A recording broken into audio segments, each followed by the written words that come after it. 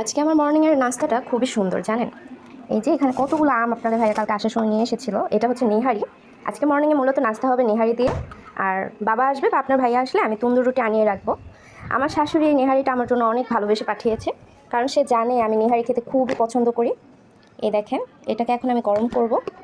কালকে হঠাৎ রাতের বেলা এসে আপনাদের ভাইয়া আমাকে সারপ্রাইজ দিল। আমি এত খুশি হয়েছিলাম কি বলবো। আল্লাহ তাআলা যেন আমাদের সম্পর্কের মধ্যে কোনো নজর না লাগায়, এই দোয়াই করি।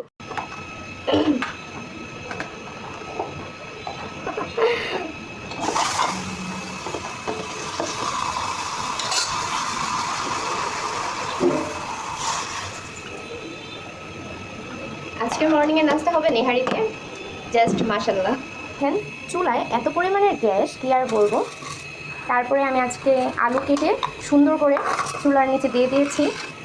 এগুলো চিপস হয়ে যাবে আলু। 3 থেকে 4 দিন সময় লাগবে এগুলোকে ড্রাই করার জন্য। আর এই যে আমার নেহারিটা, মাশাল্লাহ।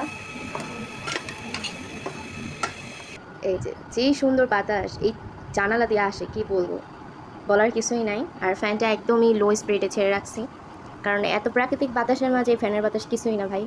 10টা থেকে সকালে নাস্তা করতে বসে গেলাম। আপনাদের ভাইয়া ভাত খাচ্ছে আর আমি খাচ্ছি নেহারি দিয়ে পরোটা। সে বাসায় এসে আমাকে নেহারির সাথে খাওয়ার জন্য পরোটা এনে দিয়েছিল।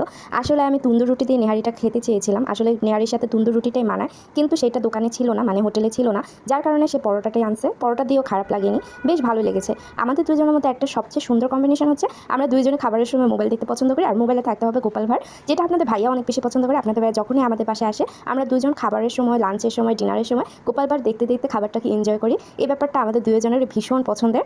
আর আজকের ভিডিওটা তোমার কাছে একটু ভালো লেগে থাকলেও একটা লাইক, একটা কমেন্ট করে নিজের মতামতটা জানিয়ে দিও। আল্লাহ হাফিজ।